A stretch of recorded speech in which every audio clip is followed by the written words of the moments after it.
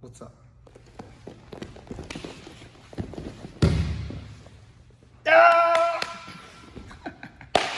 Teach me grappling.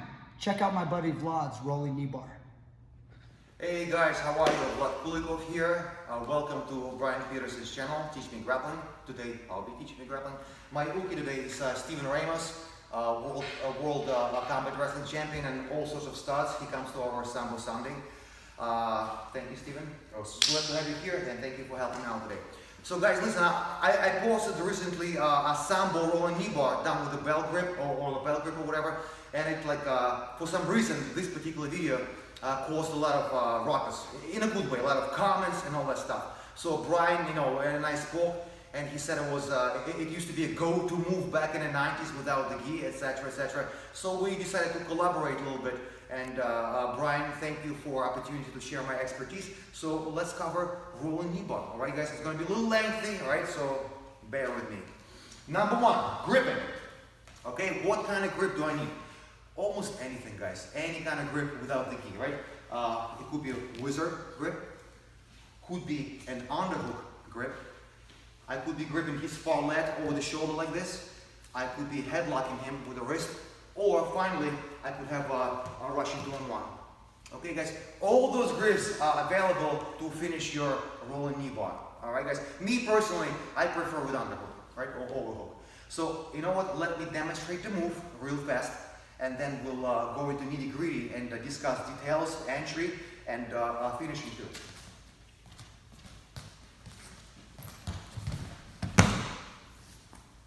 All right, guys. So number one, or sometimes you can do it off somebody's body lock, right, guys? So what I need to do?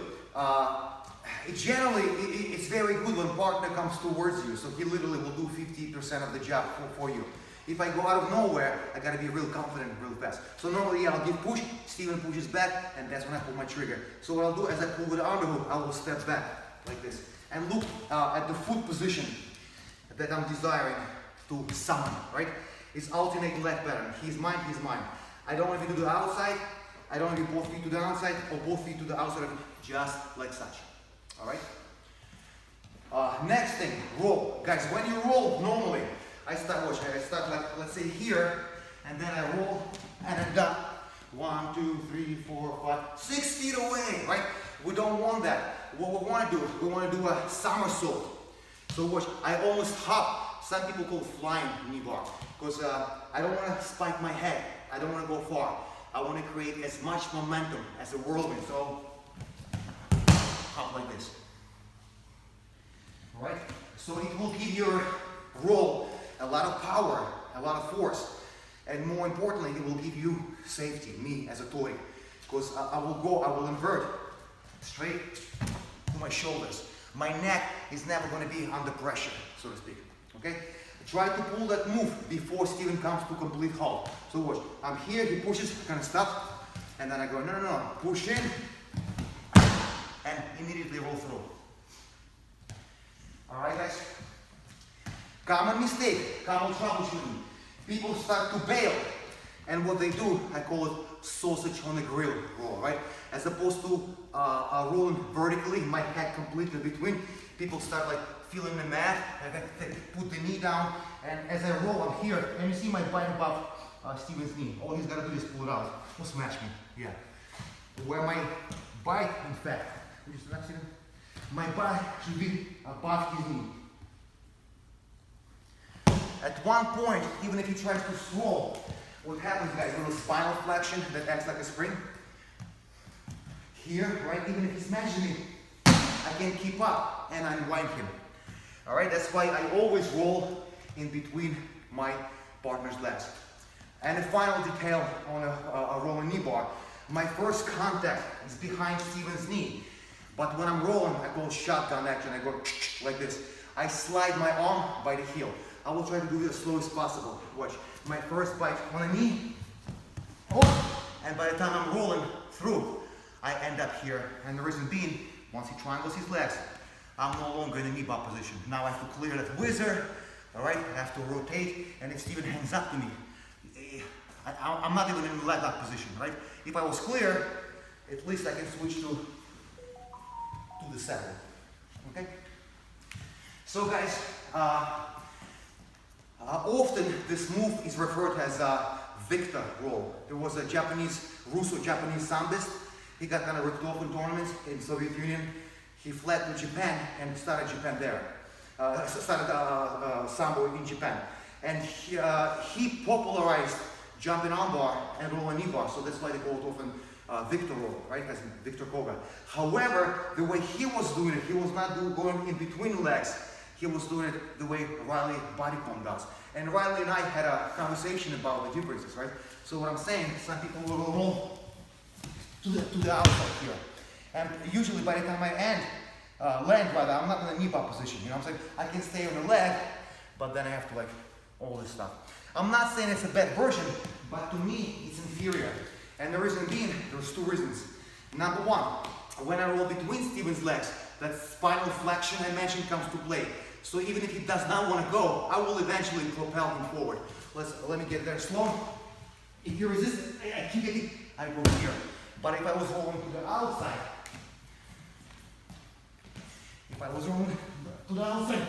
he doesn't have to do anything. Right guys? Thank you. And you actually have two counters. One defense and one counter. Steven, do you think you can demonstrate rolling to the outside? Yeah. So he's here. No, yeah. turning my head this way, right? Number one, go ahead, go. It's much harder to throw me down. If he, again, guys, if his head was here, yes, now he'll knock me down. Over here, number one, often I can simply remain balanced, right? Good. Number two, I can limp out and clear completely. And then we'll look like this. I step through and limp out. Again, because my weight was not loaded and spun forward. And number three, which is the worst outcome for this guy, I can counter with 50-50. Look how it looks. He rolls through, I step, rotate all the way through, and now I can attack his leg, right? Make sure you go slower. Let's look at it again. Of course, you have to have this reaction pre-rehearsed, premeditated, and ready, have the guy ready to shoot. If you never done it, you'll get lost. But that's my counter to outside roll, Victor roll. One more time, I'll do it slow. Steven rolls, my free leg is easy to step through. I will rotate and re-attack his leg. Alright guys, and a final version. If you look at the Russian sambists that do rolling knee bar, they often do the second leg trap. Right guys, because this leg has a weight, bear trap. But often he can, even before he gets knocked over, he can step over with this leg, exactly. So often Russians, when they do it, like let's say with a headlock or with this grip, as I'm rolling, I'm clearing and I'm dropping this leg, right? So I'm rolling just like this. And I caught that leg, so Steven cannot step through. So he's not in position of balance, not even for a second. And I can actually finish knee bar here completely, because that leg is instrumental in his escape, so I can secure my knee bar here. Alright guys, so that's all on knee bar, pretty much. I just want to address a couple little details on proper braking mechanics. So Steven, lie down please. Thank you. Watch guys, so theoretically, do not do this style. Again, not that it's impossible, but it opens up a couple escapes. Yeah, exactly. So number one, Steven can rotate in two directions, right? Hold on a second. If you rotate towards me, oh, remember, he gives me that leg, now he's screwed over. So, but now if he rotates the other way and pulls the knee through the hole, now he can jet, all right? So a couple things. Number one, guys, lie down like on a pillow. Simply by virtue of doing that, Steven will damage his knee if he insists on rolling like that. Okay? You can. So the best grip, as far as I'm concerned, figure four, like you're choking somebody, strangling, and grab the heel. Grab the heel to choke it up a little bit, and look at the range of motion. Look, heel tap real fast. And as far as legs crossing, guys, watch. My top leg should be on the bottom, and my bottom leg crosses over. Some people like to curl, legs on the butt, and some people like to stretch directly like this. I know people that do it like this. It's you know what? It's up to you. Doesn't really matter. Often, if you cross over like this, you do have a good bite on the knee. But Steven, exactly, he can insert that. I mean, it's a lot of effort, but leg is strong. And then he does like clutch versus acceleration. Okay, guys? So if you cross it like this, you see what happens? It's much harder to get his leg. Here, big gap. Let's go back. Here, no gap. And of course, I'm being proactive too, right? All right, guys. So I teach that braking mechanics are worthless without a setup, and a setup is worthless without knowing proper braking mechanics. Okay?